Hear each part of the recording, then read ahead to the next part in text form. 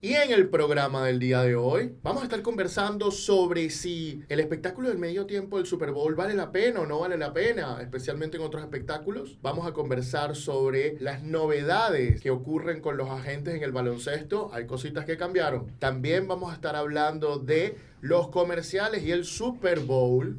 Spoiler alert, aumentaron este año. Y finalmente vamos a estar hablando sobre el caso de Marrufo y el Deportivo Táchira. ¿Ganó verdaderamente el Deportivo Táchira ese caso o no? Todo esto y mucho más en su programa El Precio del Deporte.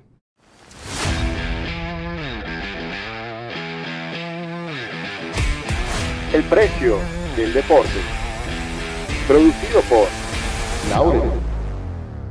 Muy buenos días, buenas tardes, buenas noches. Bienvenidos a este su programa El Precio del Deporte, producido por Laurea Sports. Soy su anfitrión Antonio Quintero, especialista en Derecho del Deporte, y es un verdadero honor y privilegio estar con ustedes el día de hoy, los verdaderos hinchas y fanáticos del deporte. Porque al final del día, nuestra idea no es solo darte nuestra opinión, sino también darte información y contexto para que ustedes mismos puedan tomar sus propias opiniones bien informadas sobre lo que está aconteciendo en lo que más nos gusta conversar, que es la gerencia deportiva, los marketing, las transferencias, todo lo que es el sports management.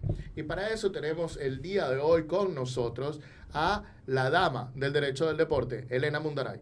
Hola a todos, gracias por estar en otro episodio del Precio del Deporte. También nos acompaña el pivote del mercadeo del deporte, Andrés Moró, el señor Moro. Hola, ¿qué tal? Es un gusto saludarles. Y por supuesto nos acompaña el mago de la identidad en el deporte desde Uruguay, Brandon Buquet. Hola, buen día, un placer estar nuevamente con ustedes. Y por supuesto están ustedes, los que semana a semana nos acompañan en este programa. Sin más ni más, vamos directamente a pasar al primer tema de este programa que nos los trae Brandon Buquet, y es sobre el espectáculo del medio tiempo en el Super Bowl. Cuéntanos un poco más sobre este tema, Brandon. Michael Jackson, Shakira, Beyoncé, Rihanna son solo algunos de los artistas que se han presentado en el show del medio tiempo del Super Bowl. Pero ¿esta presentación realmente suma al espectáculo? Pues hablaremos de eso. En lo personal yo creo que sí, pero vamos a entrar en contexto. El show de medio tiempo del Super Bowl históricamente se ha hecho en los Estados Unidos, en la final del fútbol americano o la liga de la NFL. Pero es desde el año 93 con una presentación icónica de Michael Jackson que se populariza, teniendo en cuenta que antes se realizaba con pequeñas agrupaciones locales en donde se disputaban las finales, pero es cuando Michael Jackson se presenta en su apogeo que empieza a comercializarse ese espacio. Desde entonces, la final de la NFL representa una gran expectativa en tanto para los amantes del deporte como para los amantes de la música y el pop y toda la cultura en general, por lo que puede ofrecer este tipo de artistas, y se juntan los fanáticos del fútbol americano con los fanáticos del artista que se presenta en el momento. Ahora, hablemos de números. Si bien el fútbol americano no es un deporte mundialmente seguido, en Estados Unidos es bastante importante, y podemos decir que nada más el show del medio tiempo del fútbol americano, el Super Bowl, es más visto que incluso deportes como la NBA, el baloncesto o el béisbol. Por lo menos pongamos un ejemplo, el año pasado con la presentación de Usher, más de 124 millones de personas estaban sintonizando este espectáculo. Incluso hay algunos años en los que hay más rating, hay más personas viendo durante el show de medio tiempo, que dura aproximadamente 15 minutos, que los espectadores que siguieron o se quedaron conectados viendo el partido en sí mismo. Así que respondiendo a la pregunta de si vale la pena o si realmente suma al espectáculo el show del medio tiempo, a mí me parece que sí, porque si no, de este lado de la región no estaríamos hablando de ello. Si bien nosotros no seguimos el fútbol americano, es mundialmente conocido el show del Super Bowl, y hay bastantes datos interesantes. Uno de ellos, que capaz algunas personas no lo sepan, es que la NFL no le paga ni $1 al artista que se presente en el espectáculo del medio tiempo. Si bien se hace cargo de los costos de producción, para los artistas es un honor poder estar allí, ya que la vitrina del Super Bowl siempre ha significado un incremento en las ventas del artista o sirve de ventana para promocionarse, y luego de la presentación del Super Bowl los artistas incrementan en audiencia, en economía y en muchos éxitos más que les trae como beneficio el presentarte en una ventana tan grande como esta. Este año, la persona que se va a presentar es Kendrick Lamar, que viene de ser reconocido en los Grammys, ganó 5 de 7 nominaciones, pero muchas personas se han presentado con presentaciones icónicas. Tenemos a Prince, Beyoncé, Rihanna, Maroon 5, y la verdad es que es una vitrina bastante importante y bueno, nada, yo siento que sí suma mucho, que económicamente es una ventana muy potente para las marcas y cada año se ve que lo aprovechan más. No sé qué opinan ustedes, muchachos. Mandaron en Luisiana una carta a los organizadores del Super Bowl diciendo y pidiendo que por favor este año el Super Bowl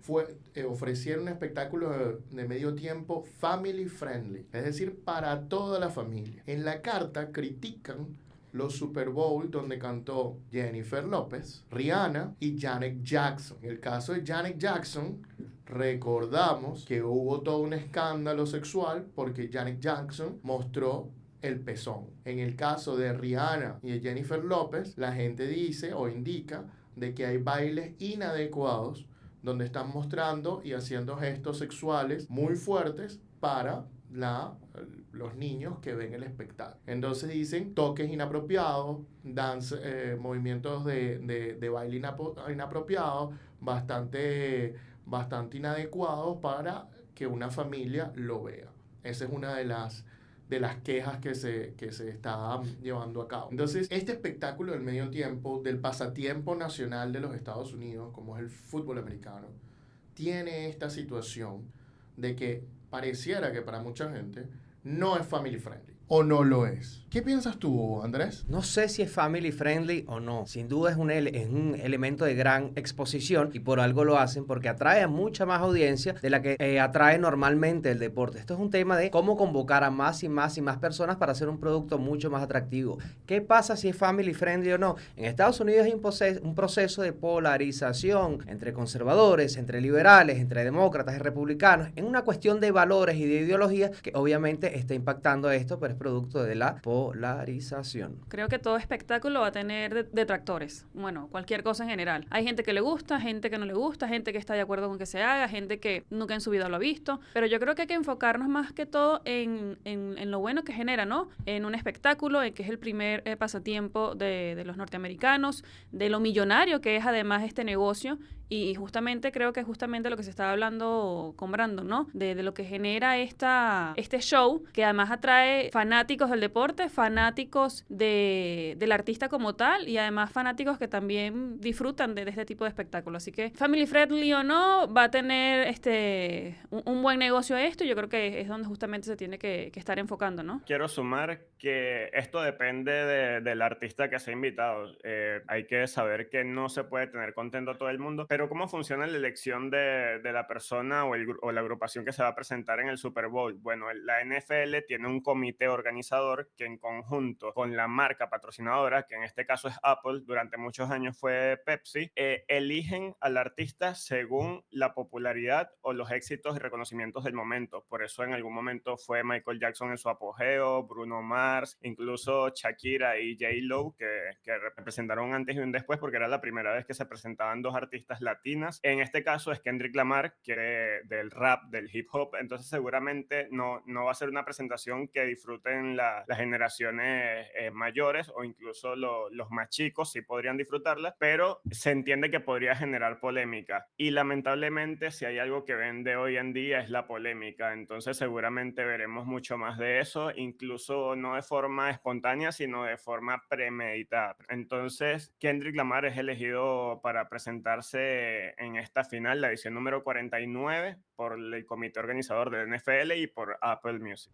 Entiendo yo que el Super Bowl hace este espectáculo del medio tiempo, pero esto pudiera funcionar en otros deportes. Pudiéramos hacer un espectáculo del medio tiempo en el fútbol, en el baloncesto, en otros deportes, porque por un lado está la polémica. La polémica trae cosas buenas y cosas malas. Por otro lado, estos conciertos añaden valor a la entrada. Es decir, por una entrada estás viendo un concierto y un partido de fútbol, americano en este caso. Pareciera que suma valor, claro, eso va a sumarle valor a cada quien si le gusta el artista o no le gusta el artista, porque principalmente vas por el partido de fútbol y obtienes un añadido de este espectáculo de medio tiempo. Pero esto se puede replicar en otros deportes. Hemos estado viendo que la FIFA lo ha intentado ver, hemos estado viendo que otros deportes han intentado hacerlo, pero ¿funciona o no funciona? Lo que pasa es que esto es una receta americana, para el público americano, para la idiosincrasia de ese país, para la forma de pensar de esa gente que le gusta el show, el entretenimiento y viven de este tipo de cosas y viven de la televisión, viven de toda esta cultura pop. Ahora, ¿se puede replicar en el deporte, en otros deportes sí o no? Sí, se puede intentar, sin duda, la FIFA lo ha hecho, hay muchos otros deportes que lo intentan hacer, pero lleva tiempo, lleva esfuerzo y tienen que verse la manera más atractiva de poder ganarse el lugar, porque la gente está acostumbrada a sus otros deportes a ver el deporte y ya, que el espectáculo es el producto, es el show que está en la cancha y no el show musical, de entretenimiento, de cualquier tipo artístico que esté. Es muy complicado y que si lo puedes hacer, lo puedes implementar. Ahora hay que ver cuánto tiempo y cómo lo haces, con qué estrategia. Porque además, por otro lado, es un gran producto. Fíjate tú, no te cuesta nada el artista viene gratis. Los costos de producción prácticamente los paga el patrocinador, más un añadido. Entonces, todo ese gran espectáculo no lo pagas tú. Tú simplemente pones la locación y el momento. Entonces, oye, desde el punto de vista económico de inversión directa, pareciera que ganas mucho.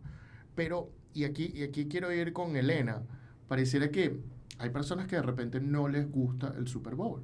No les interesa el Super Bowl como tal. Y en este sentido, sí están interesados en el espectáculo del medio tiempo. ¿Quién ganó? No sé, pero se presentó Shakira, ¿verdad, Elena? Totalmente, me pasa.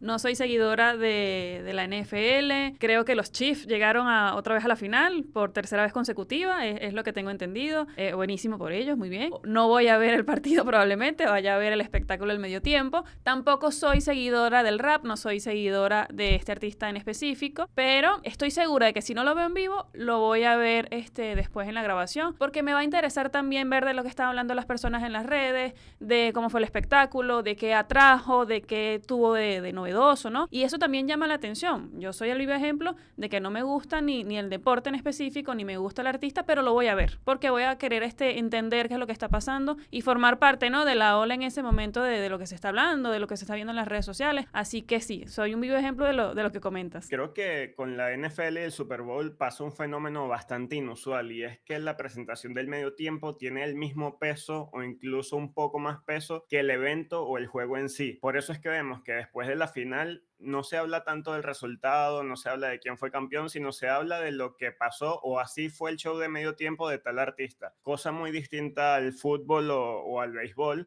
o vamos a llevarlo al fútbol netamente, Copa Libertadores, Sudamericana o Mundial de Fútbol, donde hay también artistas de renombre, artistas importantes que se presentan, pero no opaca en ningún momento el espectáculo deportivo en sí. Entonces creo que allí está la diferencia, que si bien se ha intentado y se ha implementado, el producto de la presentación en sí tiene el mismo o mayor peso que la final. Entonces creo que eso es algo que no pasa en las demás disciplinas, donde se respeta más la importancia del juego en sí. Oye, yo no creo que el espectáculo del medio tiempo sea más importante que la final. Creo que eso depende de la persona. El fanático de la NFL, que es el seguidor, que ha seguido toda la temporada, imposible.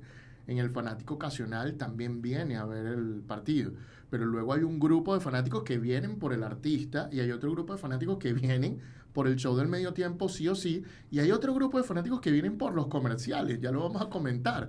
Es súper interesante, el evento engloba es como el culmine de tantas cosas. Pero antes de irnos y de despedir este segmento, una de las cuestiones que llama más la atención de este año, con este Lamar, es que una de las preguntas que se hace la gente es si va a traer sus problemas con Drake. Entonces, Lamar tiene problemas con Drake porque se ha lanzado múltiples canciones, pistas, etcétera, metiéndose con Drake. Y entonces Drake demandó a Lamar por difamación y a su disquera también.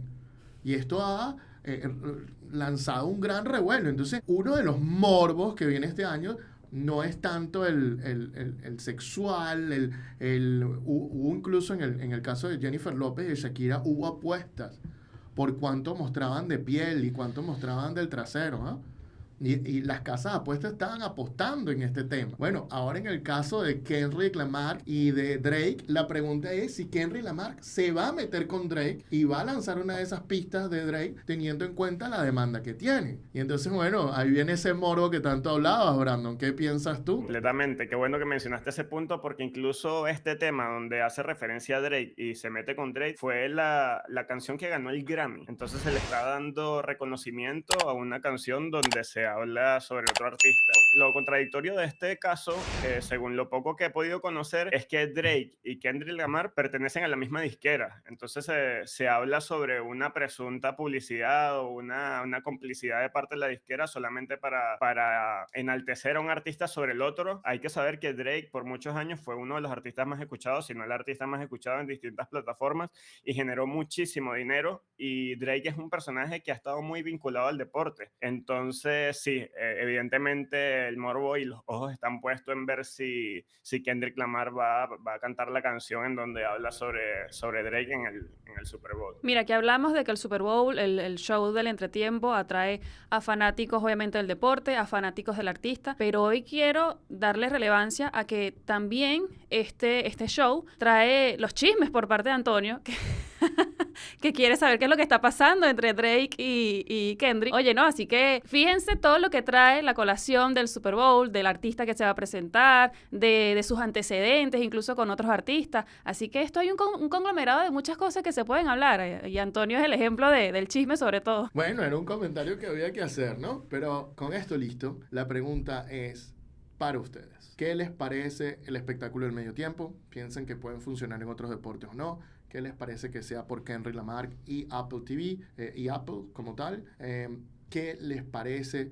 ¿Les parece que van a mencionar a Drake? ¿No les parece que van a mencionar a Drake? Bueno, déjennos sus opiniones en la caja de comentarios. Muy bien, y con esto listo, vamos al siguiente tema del día de hoy, señores, que tiene que ver con los agentes FIBA. Ya hicimos un segmento anterior donde comentábamos las novedades de los agentes FIBA, pero resulta que luego que comentamos eso y mientras comentamos eso hubo un revuelo total y la FIBA anunció cambios a lo que ya estaba pautado. Elena nos trae este tema el día de hoy. Cuéntanos un poco más, Elenita. Solo 16 días duró la intención de la Federación Internacional de Baloncesto de cambiar las regulaciones en cuanto al pago a los agentes. Solo 16 días porque salió una nueva comunicación diciendo que postergaban la entrada de vigencia de esta normativa. Pero ahora bien, vamos a darle un poquito de contexto, ¿no? A qué es lo que está pasando. Ya hablamos en un episodio anterior sobre esta situación, pero simplemente para recordar, ¿no? Parte de la historia que drama no le ha faltado. El 14 de enero de este año salió una resolución de la Federación Internacional de Baloncesto indicando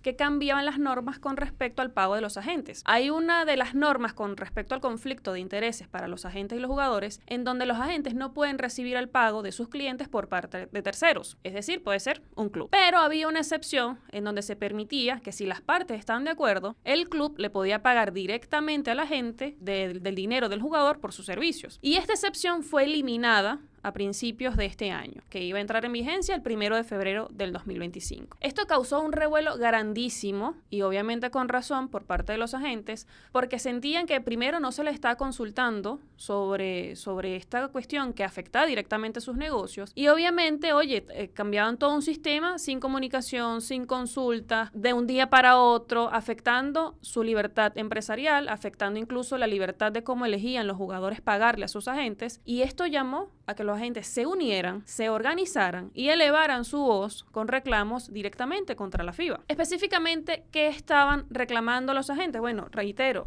que había falta de consulta y que obviamente estaba por encima esta posición dominante de la FIBA en contra de los agentes. Otra cuestión que denunciaban los agentes también era que se estaban metiendo directamente con su libertad empresarial, que no podían elegir la manera en cómo los agentes cobraban sus servicios y por la otra parte tampoco podían elegir cómo los jugadores querían elegir sus servicios. Y además esto, de acuerdo a las representaciones que estaban buscando los agentes, también violaba cuestiones de libertad de competencia, de libertad empresarial, justamente en la legislación de Europa, ¿no? Y hacían una similitud también muy parecida a las suspensiones que ha tenido la Federación Internacional de Fútbol, la FIFA, justamente que también ha suspendido reglamentos. Entonces, los agentes de baloncesto, sus representantes, empezaron a organizarse y estaban viendo en esto un espejo y creían que podían llegar también a la misma conclusión que ha pasado en muchos casos con la FIFA, y es obtener la suspensión de los reglamentos. Sin embargo, la FIFA fue muy inteligente y el 30 de enero sacó una nueva comunicación directamente a los agentes diciendo que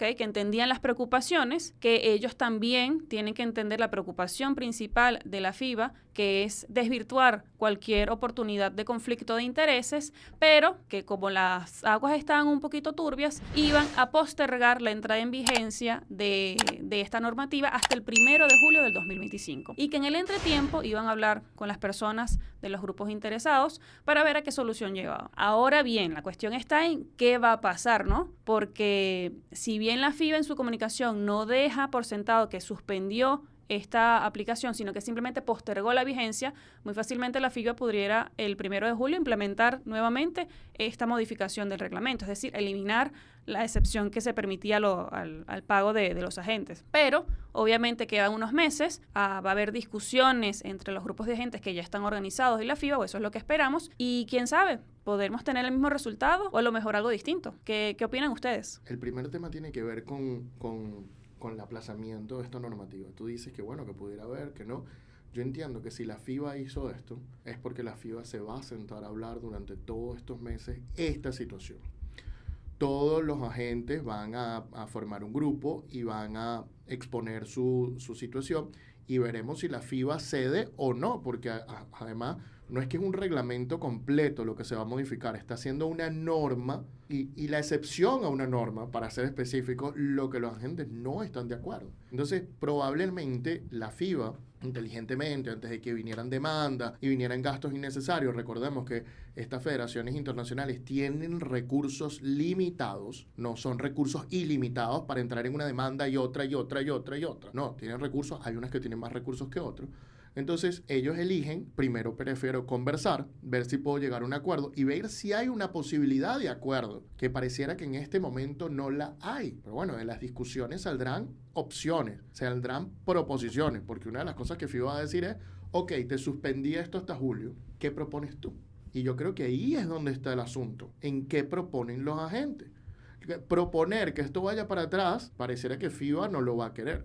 Entonces, la opción de que no me cambies esa norma, pareciera que FIBA no está de acuerdo con eso. Y pareciera que FIBA lo que está viendo es que hay mucho conflicto de intereses y quiere terminar de eliminarlo. En este sentido, ese es el tema. Si no es así como te lo estamos proponiendo nosotros, ¿de qué forma es? Mira, me gusta cómo lo pones justamente porque sencillamente puede ser una respuesta fácil de la FIBA. De hecho, quiero sacar a relucir una parte de su comunicado y dice lo siguiente: la FIBA trabajará activamente con las partes interesadas para evaluar si es necesario realizar aclaraciones o mejoras para garantizar una implementación eficaz. Si hay que hacer aclaraciones o si hay que hacer mejoras, pero no dice que, obviamente no va a decir de una, que van a eliminar esta cuestión, porque nuevamente la FIBA ha venido comunicándose muy estrictamente con eliminar cualquier tipo de conflicto de intereses, y para ellos eliminar esta excepción es cumplir la meta, pero se encuentran ahora con esta fuerza que están haciendo por parte de los agentes y cuál será el resultado de esto. La FIBA ya tiene una posición bastante importante y fuerte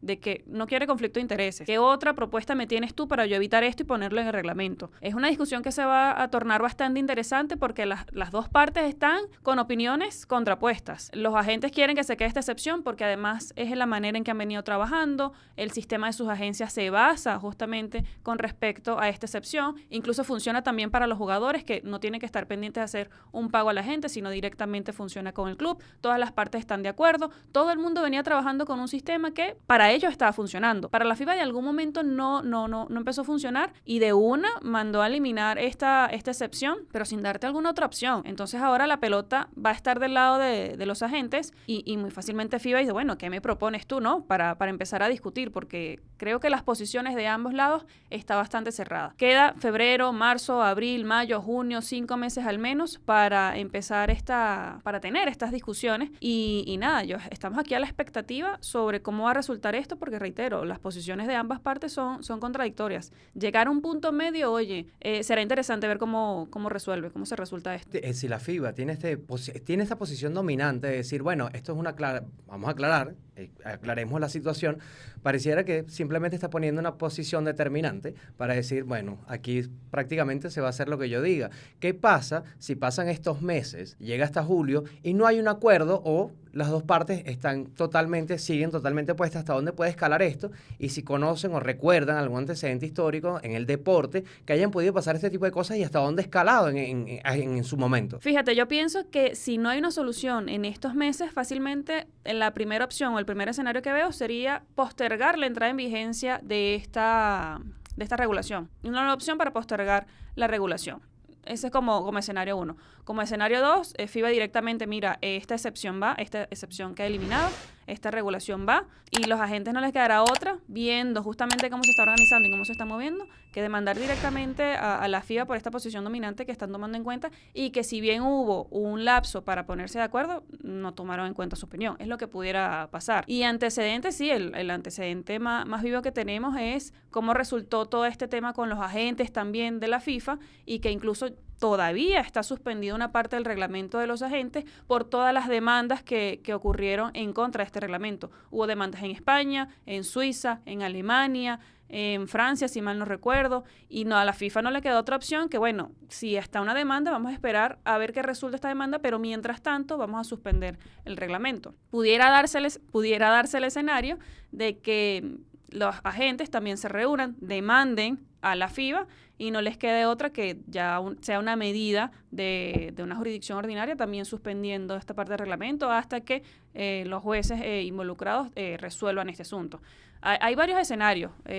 Todavía queda mucho que pensar, que analizar sobre este caso, pero esos pudieran ser unos. Sí, muchachos, yo tengo una pregunta. Si bien este es un caso entre la FIBA y los agentes, ¿cuál sería la posición o la postura de los jugadores en este tema? Porque están directamente relacionados. ¿Existe la posibilidad de que haya un gremio de jugadores que se pronuncie ante esta postura y tenga influencia en la decisión futura de esto? Se podría decir que también hay una mini disputa entre lo que quieren los clubes, que en este caso sería medio desligarse de esa responsabilidad, y sería una mini disputa entre jugadores y clubes. Mira, por el momento, Brandito, no he visto una declaración como tal por parte de gremios de jugadores, pero sí he visto muchos comentarios de abogados e incluso también de los agentes, en donde han demostrado, donde han señalizado que los jugadores o ciertos jugadores también están en disconformidad con esto, porque justamente ya están acostumbrados a este sistema que venía funcionando bien para ellos. El club se encargaba directamente de pagarle a su gente de su dinero, el jugador estaba de acuerdo con eso, y ahora le van a cambiar todo el sistema. Entonces ahora el jugador también va a tener que estar encargado de pagarle a la gente, probablemente mes a mes, algo que no tenía que estar haciendo. Entonces, por parte de estos abogados y por parte de los agentes, que justamente son los que representan a los jugadores, también hay noticias, o circulan por lo menos en redes sociales, en internet, de que hay ciertos jugadores que no les gusta este cambio y que, bueno, tampoco fueron tomados en cuenta para esta modificación. Entonces, como tal, un movimiento de jugadores no ha habido, pero sí hay una que otro avance sobre la opinión que tienen los jugadores, porque le están cambiando en definitiva un sistema que ellos venían trabajando bien, que les estaba funcionando y que estaban de acuerdo con eso. FIBA aplazó su decisión o la implementación de su decisión hasta julio de este año. La pregunta es para ustedes, ¿es esto suficiente? ¿No lo es? ¿Hay que cambiar la norma completamente? ¿Hay que volverla a hacer como era antes? ¿Hay que crear una nueva norma? ¿O cuál es la solución? Pues bueno, déjennos sus opiniones en la caja de comentarios. Muy bien, señores, y con esto dicho, vamos al tercer tema del programa del día de hoy, que tiene que ver con los comerciales y el Super Bowl. Spoiler alert, subieron los precios. Andrés, cuéntanos un poco más de este tema. ¿Invertirías $270,000 por aparecer un segundo en la televisión de Estados Unidos? ¿Te parece una locura, verdad? Pero a muchas marcas no. Quédate y te voy a explicar por qué y qué está ocurriendo con el Super Bowl y por qué esos precios tan locos y por qué esos precios tan elevados, pero que tienen todo el sentido del mundo. El Super Bowl 49 es un hecho y también trae consigo el producto del producto del producto. No solo hablamos del show del entretiempo, sino de los comerciales que van a salir en entretiempo, valga la redundancia, que llegaron a una cifra récord de $8 millones por un espacio de 30 segundos. Estamos hablando del el espacio más caro que se ha cobrado en la historia del entretiempo y prácticamente de los Estados Unidos, porque este es el evento televisivo con mayor audiencia en los Estados Unidos. $8 millones cobra Fox, quien está encargado de llevar a escala nacional este producto. Oye, 8 millones en comparación con el año pasado, 2024, fueron 7 millones, 2023 también fueron 7 millones y en 2022 fueron 6.5 millones. Ha venido un incremento que desde 2004, en 2004 costaban $2 millones.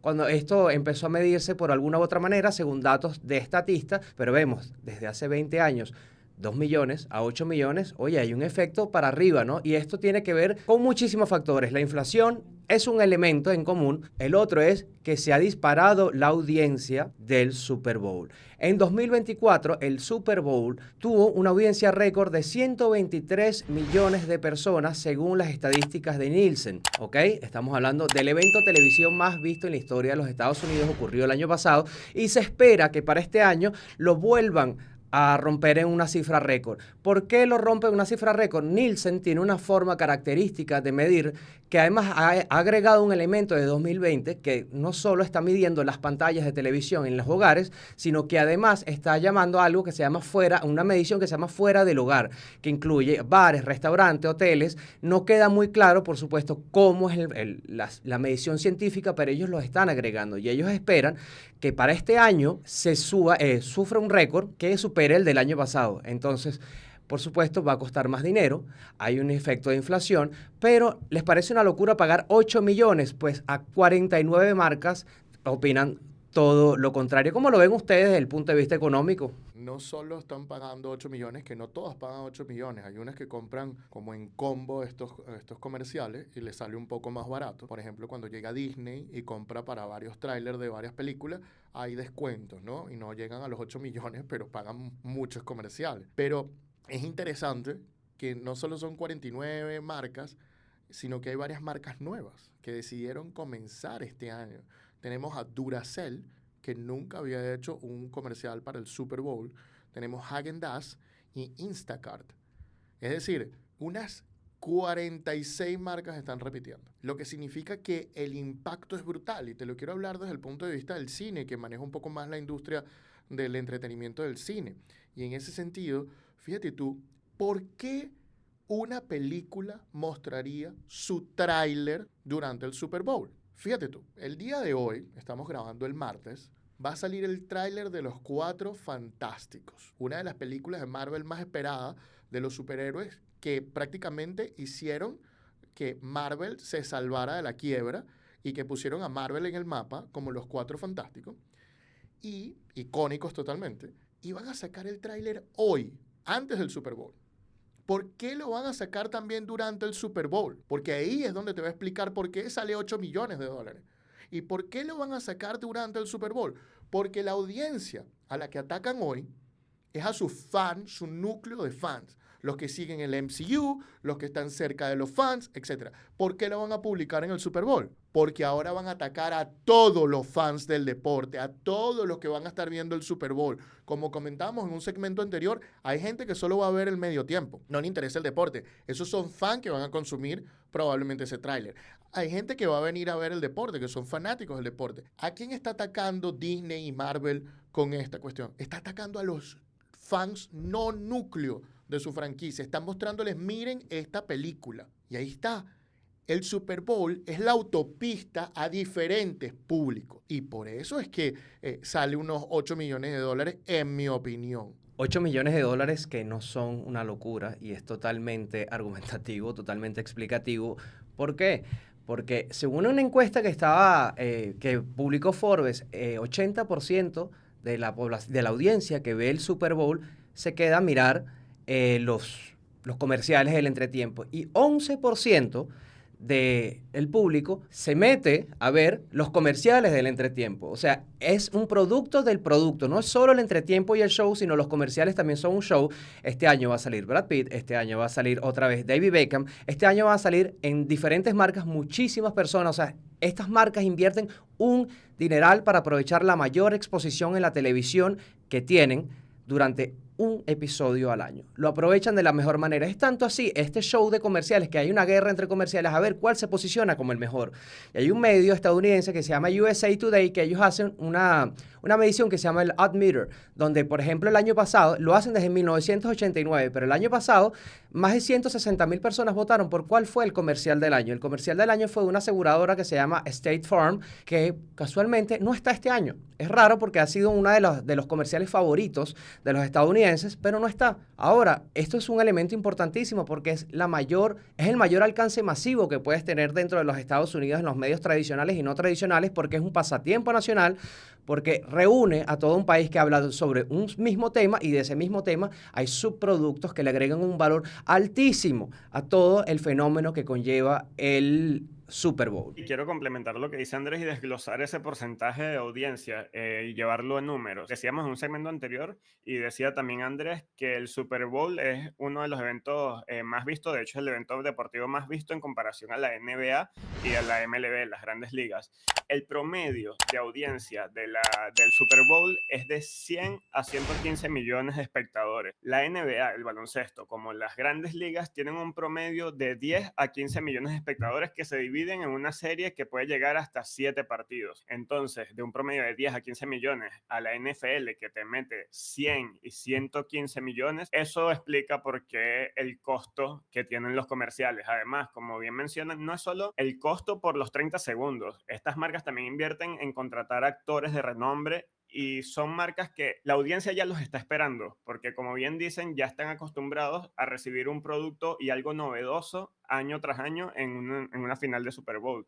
Entonces vemos marcas como Doritos, Pepsi, Amazon, que siempre se están innovando para hacer algo entretenido, algo divertido que genere conversación. De hecho, luego de que se publica el comercial en el entretiempo o en los fragmentos del Super Bowl, son publicados a las distintas plataformas, y allí también generan una cantidad de visualizaciones increíbles. Así que yo creo que la expectativa juega mucho acá, y las marcas buscan posicionarse y generar un contenido atractivo que los posicione por encima de sus competencias. Concuerdo también con Brandon y con Andrés. Oye, es el escenario perfecto para tú hacer una campaña de publicidad y dar a conocer o a reforzar tu marca, ¿no? Porque a quién no le gustaría que 115 millones, 123 millones, y con la promesa de que este año aumente la cantidad de personas viendo el Super Bowl, que su marca no sea vista. Si yo tengo un dinero que me está sobrando, yo sin duda alguna pago los 8 millones para que un comercial de mi empresa sea pasar el Super Bowl. ¿Ustedes pagarían esa cantidad? Si yo tuviese el dinero, por supuesto que lo pagaría para fortalecer mi marca, para llegar a multiplicarme en audiencia. Pero fíjate que es tanta la locura por esta guerra de marcas, por esta guerra de exposición, por todo este tema comercial tan fuerte, que las marcas en sí empiezan a sacar teasers como especie de trailers sobre lo que va a venir el tema del día del medio tiempo. O sea, estamos hablando de que esto es prácticamente una película. Esto genera muchísima expectativa, muchísimo entretenimiento, y pone a la gente, como dice Brandon, a generar conversaciones, y de verdad que es una locura el efecto que puede tener los comerciales. Claro, es un evento larguísimo, a diferencia de la MLB o de la NBA, tienes hasta 7 juegos. Esto es único, este es One Hit Wonder, tiene que ser tu mejor producción, tu mejor nivel, por eso es que el valor se multiplica, porque es uno solo, y por eso le da ese valor añadido tan espectacular, a diferencia de otros deportes de alta competencia en Estados Unidos, y además que es el pasatiempo nacional. Esto es un fenómeno histórico sin precedentes. De hecho, Nielsen tiene más de 70 años cubriendo estadísticas, y dice que la única cosa que ha pasado, y no tienen evidencia como comprobable, simplemente con lo que tienen de ese tiempo, que a través de encuestas y eso, que la única que pudo haber estado en su momento, la única transmisión de televisión fue cuando el hombre llegó a la luna en 1969, fue, si no me equivoco, y dicen que hubo imagínate el margen de error entre 120 y 150, pero ahora que ya hay más tecnología, que hay más formas de medición y de llevar todo este tipo de stats, pues ellos dicen que el Super Bowl es el número 1 de la televisión estadounidense por lejos. Un dato y una pregunta que me surge un poco, ¿no? Y es que hay marcas que no van a estar en el Super Bowl y sin embargo van a aprovechar el Super Bowl. Te doy el ejemplo de una película, vuelvo a la otra industria que sigo mucho, que es Superman. Superman que viene este año, la nueva Superman, que ha roto el internet, siendo el quinto, uno de los 5 tráileres más vistos de la historia del internet en las primeras 24 horas. Y que una de las cosas muy interesantes que tuvo fue al perrito Crypto, que primera vez lo vamos a ver en una película. Pues Superman no va a estar en el Super Bowl, no va a sacar un tráiler para el Super Bowl y no va a hacer nada durante el Super Bowl, pero sí va a hacerlo en el Poppy Bowl. Hay otra compañía de un canal de animales que hace todos los años el Poppy Bowl, que son perritos jugando al fútbol americano, y ahí van a hacer un anuncio de Superman, pero esta vez con Crypto. Es decir, Crypto va a ser el protagonista de este spot publicitario de la película Superman en el Poppy Bowl. Y entonces la pregunta es, vemos a marcas haciendo cosas distintas que no están en el Super Bowl. ¿Por qué no pueden pagar los 8 millones? ¿No los quieren pagar? ¿O eso es porque los 8 millones están muy caros? Porque vemos que hay varias empresas, precisamente de cine y de contenido de películas, como Netflix, como Sony, que aparentemente no van a sacar ningún comercial en el Super Bowl. ¿Qué está pasando aquí? Porque el cine suele ser, o la industria del cine suele ser una gran parte de los comerciales del Super Bowl. ¿Qué piensas tú que está pasando, Andrés? ¿Es que no hay chance o es que es demasiado caro? Hay varios tipos de realidades. Primero, la de las empresas internamente para saber por qué no quieren hacer este tipo de cosas. No todos los años tienes que aparecer. El mercadeo de la publicidad es interminable, es inimaginable y además la creatividad que te da es para ir un poco más allá que simplemente estar o no estar en un Super Bowl, ¿ok?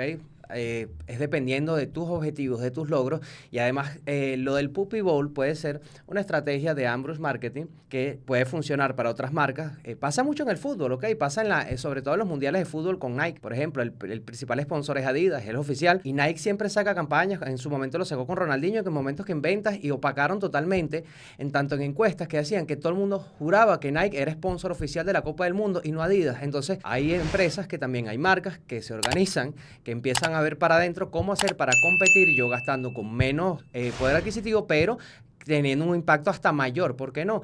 La polémica siempre está, siempre hay canales, siempre hay vías, siempre hay herramientas para lograr hasta mayor exposición o mayor conversación que esto, no solo con los 8 millones de dólares por los 30 segundos. Y ahora la pregunta es para ustedes. ¿Qué le parece que los comerciales del Super Bowl cuesten 8 millones? ¿Qué les parece que haya marcas pagando esta cantidad de dinero solo por 30 segundos? ¿Cuál es el comercial que usted más espera este año? ¿Cuál es el tráiler de película que usted espera más este año?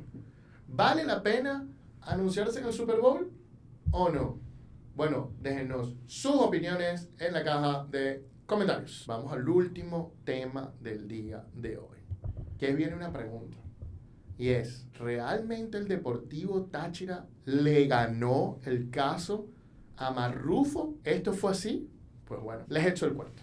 ¿Qué fue lo que pasó? Porque recientemente, hace solo un par de días atrás, se publicó la decisión entre el Deportivo Táchira y Marrufo. Y el cuento es bueno. Les digo exactamente la cuestión. Marrufo y el Deportivo Táchira suscribieron contrato en febrero del 2022. Era hasta el final de 2023. Pero en 2023 suscriben un adendum. Este adendum sube salario, sube cuestiones.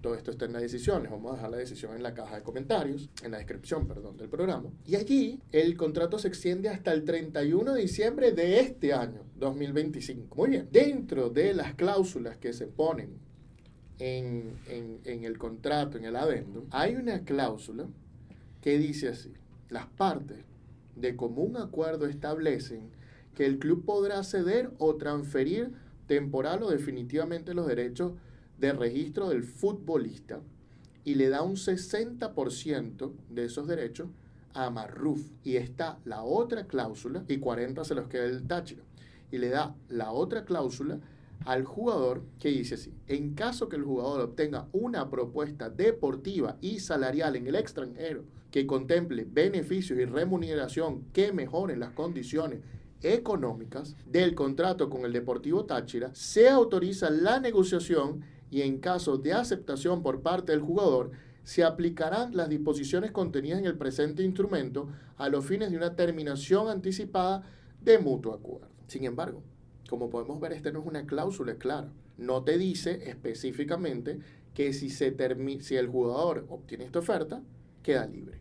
No te dice eso exactamente. Tiene una redacción enrevesada. Entonces, bien, ¿cuál es el cuento? El Club Macará de Ecuador llega a final de noviembre del 2023 y presenta una oferta por Marrufo. El Deportivo Táchira responde negativamente a la oferta. De hecho, citan palabras del presidente del Deportivo Táchira que dice: esto es un club, no una fundación. Si quieren hablar con Táchira, deben pagar. Me parece una falta de respeto lo que enviaron.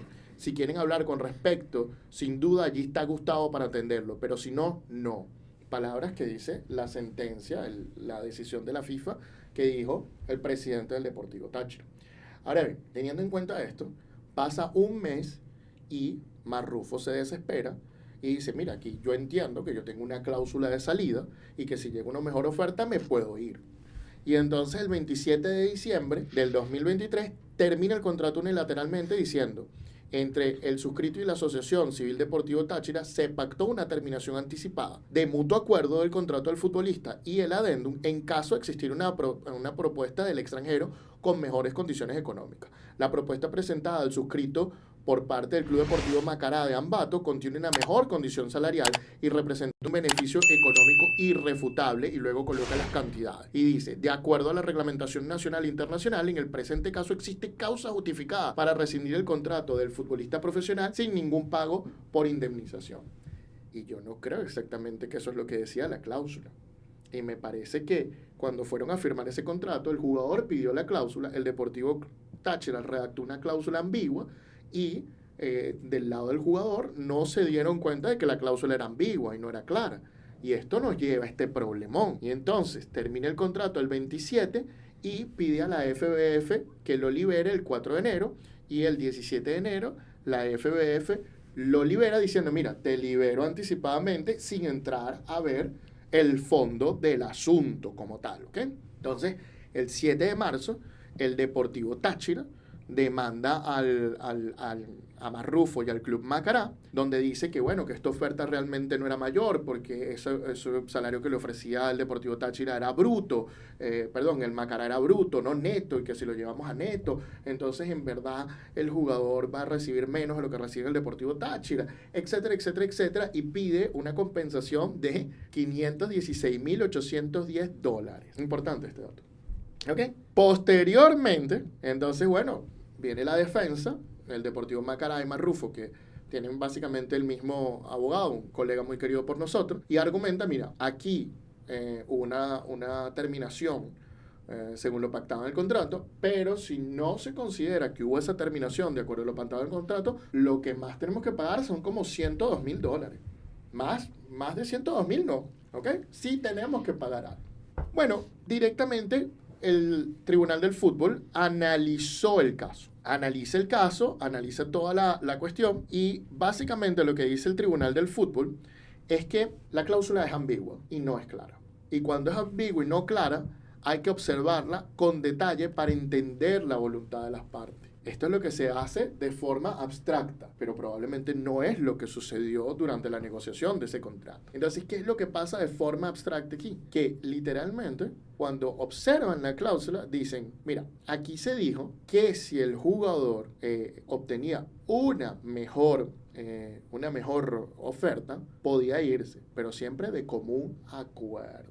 ¿Ok? Aquí lo que estamos viendo es que el club quería recibir una indemnización por el jugador. Y teniendo en cuenta eso, no hubo un mutuo acuerdo. Y la cláusula no contemplaba la liberación simplemente por una oferta del extranjero. Entonces, teniendo en cuenta eso, el jugador, a pesar de tener esa oferta del extranjero, tenía que aún así lograr la terminación de mutuo acuerdo con el club. Entonces, en ese sentido, el tribunal dijo lo siguiente: en la redacción del párrafo sexto de la adenda podría contener ciertas ambigüedades en lo que respecta al proceso de terminación contractual. No obstante, de una interpretación razonable de dicha cláusula, se desprende que al recibir una mejor oferta, el jugador y el club debían negociar la rescisión del contrato de mutuo acuerdo. Debían negociar. No era impuesto, no era automática la cláusula. Esto significa que si el jugador recibe una oferta mejorada y elige aceptarla, el contrato puede ser terminado sin penalización alguna. Sin embargo, la Cámara de Resolución de Disputas del Tribunal del Fútbol destacó nuevamente que el proceso de rescisión requiere el mutuo acuerdo de las partes para efectuarse. Y aquí el jugador procedió con la rescisión unilateral. Y es por eso que al final del día el jugador fue condenado a pagar igual que el club. Ojo que el Deportivo Táchira pidió $500,000 y un poco más, pidió que suspendieran al club, le quitaran fichajes al Deportivo Macará y pidió que el jugador fuera suspendido. Al final condenan al jugador no a los $500,000, sino a 124,000. De esos 124,000 hacen solidario al Club Macará y adicionalmente no suspenden al jugador, no le quitan fichas al Club Macará y simplemente le dicen, tienes 45 días para pagar. Si en 45 días no pagas, te suspendemos al jugador 6 meses y te quitamos fichajes. Pero si pagas en 45 días, oye, genial. Habiendo dicho esto, y discúlpenme la extensión, Elena, ¿qué piensas de este caso? Justamente estas son las consecuencias de no tener claras las condiciones en una relación contractual. Pero aún así tenemos en cuenta que cuando hay una disputa, entonces la tercera persona que te va a resolver esa disputa tiene la capacidad de interpretar, en este caso, como pasó con este contrato, cuál era la voluntad de las partes. Y aquí lo importante es destacar que el Tribunal del Fútbol de la FIFA interpretó esa cláusula y que aún así, a pesar del escrito, había ciertos pasos que cumplir. Primero, que hubiese una negociación por parte de un club, de un nuevo club para contar con los servicios de Marrufo y que superara la oferta que le estaba haciendo el Deportivo Táchira, es decir, con el salario que le estaban pagando. Luego que había una negociación justamente entre el jugador y el Deportivo Táchira para que pudiera darse como consecuencia una rescisión de mutuo acuerdo. Y lo que pienso es que el tribunal justamente se agarra de que la cláusula específicamente dice que esto tiene que resultar en una rescisión de mutuo acuerdo. Y como no hubo un mutuo acuerdo entre las partes y como tampoco hubo una causa justificada por parte del jugador para terminar el contrato, entonces por eso es que esta decisión sale de esta manera. Entonces, importante también que obviamente cuando un club está demandando en estos casos al jugador y a su nuevo club, oye, siempre vas a pedir lo más que puedas para tener de indemnización, y las cuentas me imaginará que fueron obviamente ascendidas con intención de tener lo más que se pudiera, pero también el tribunal interpreta toda esta situación y de hecho hace un balance entre varias sumas donde da este resultado de esta suma de 120 y algo mil de dólares, a pesar de que el nuevo club, el Macará, había dicho como que, bueno, tribunal, si ustedes consideran que si hubo una ruptura que sin justa causa y yo soy solidario, bueno, no me condenes a pagar más de $104,000, creo que era la suma. O sea, ya, obviamente también adelantaba un poquito su posición, ¿no? Pero justamente ahí está el detalle de tener cláusulas ambiguas, que justamente el tribunal lo dice, mira, esta cláusula es ambigua, yo la voy a interpretar, pero aún así, a pesar de la interpretación, había pasos que seguir, por eso es que este caso resulta de esta manera. Hace bastante ruido todo este caso y se me genera una pregunta. Cuando se crea una cláusula así de ambigua y no se es tan claro, puede que eso haya sido con toda la intención. Es decir, que yo te diga, bueno, tú te puedes ir si te hacen una mejora salarial, pero luego yo decido si te vas. Eso no se contradice, sería como que una contradicción a la cláusula. ¿Sería una acción premeditada para sacar una ganancia sí o sí en caso de que alguien se quiera llevar a tu jugador? Que esa cláusula se haya escrito de esa forma precisamente para que ocurriera lo que acaba de ocurrir con Marrufo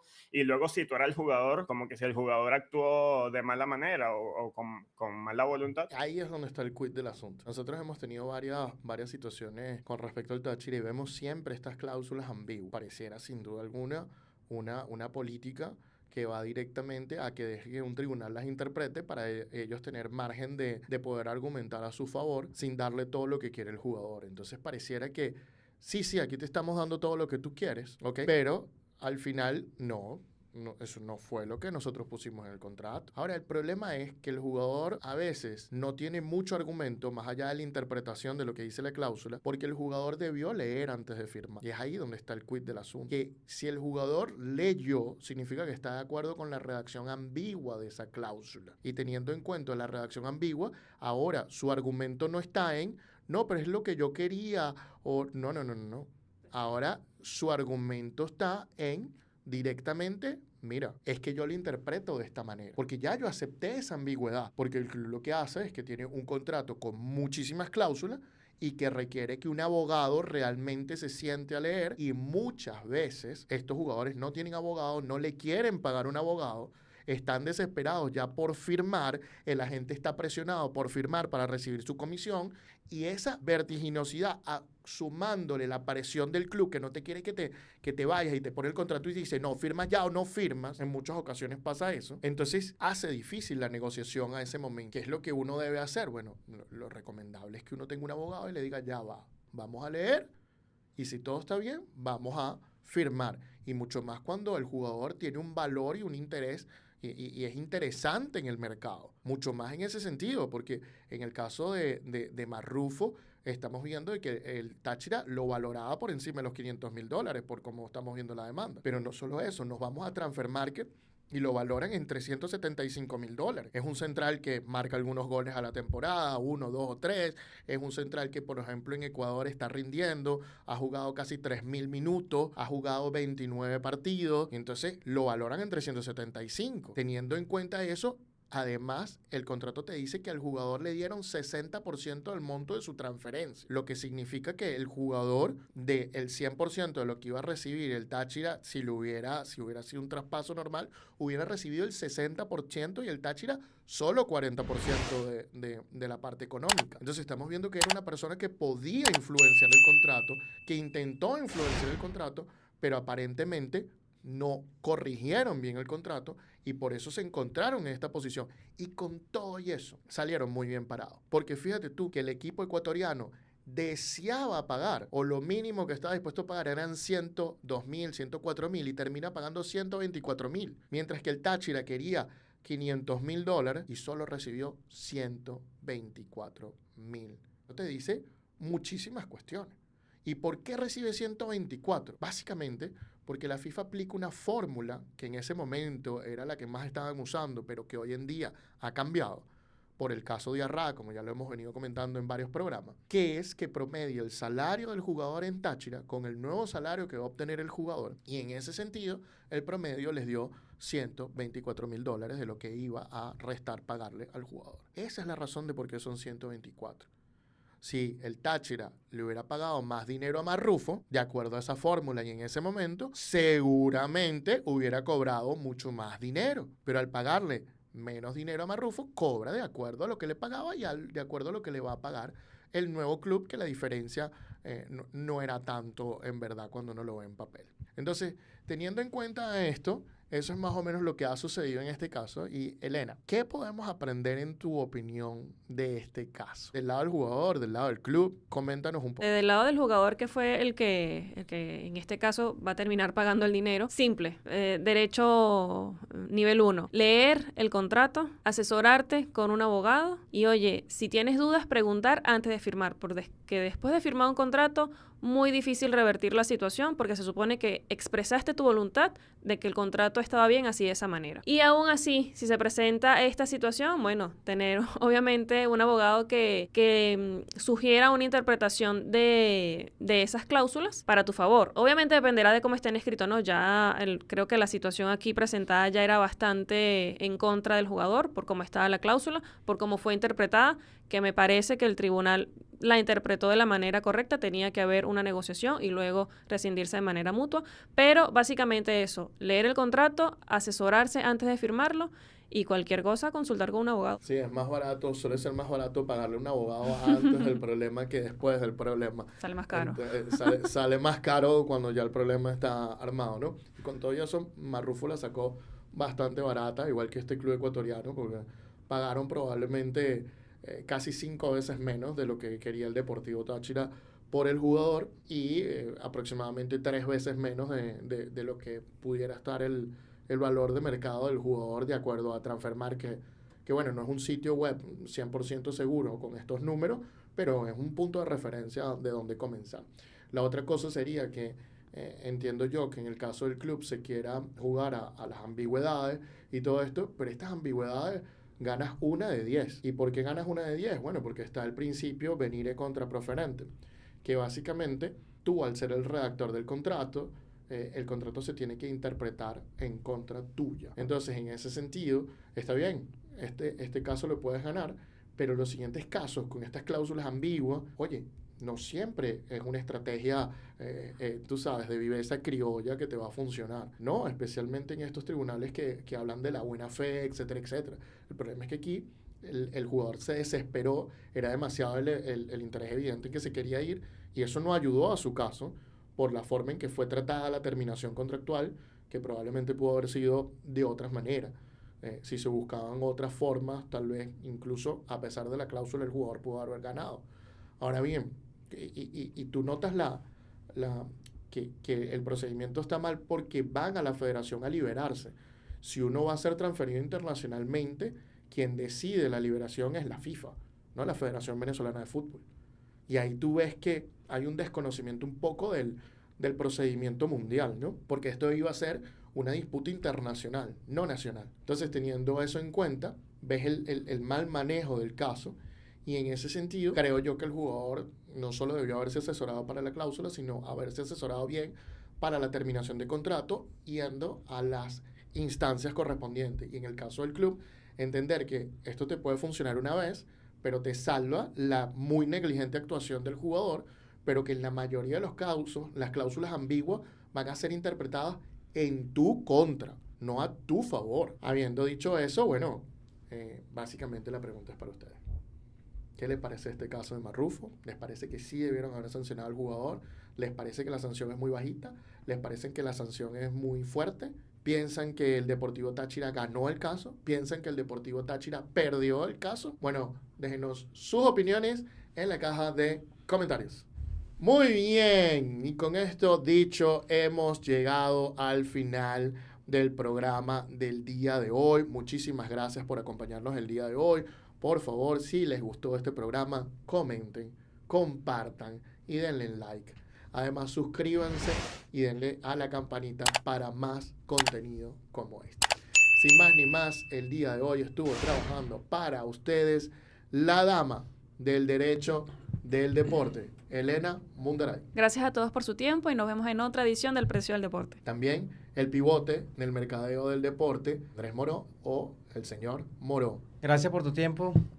Nos vemos en la próxima oportunidad. Y por supuesto también estuvo trabajando el mago del diseño y la identidad en el deporte desde Uruguay, Brandon Buquet. Gracias por sintonizarnos y nos vemos en la próxima. Y por supuesto, estuvieron ustedes. Muchísimas gracias. Su anfitrión Antonio Quintero se despide y los invitamos a la próxima semana a que nos sigan viendo y sintonizando con todo ese cariño que nos han dado. Gracias, gracias. Chao, chao.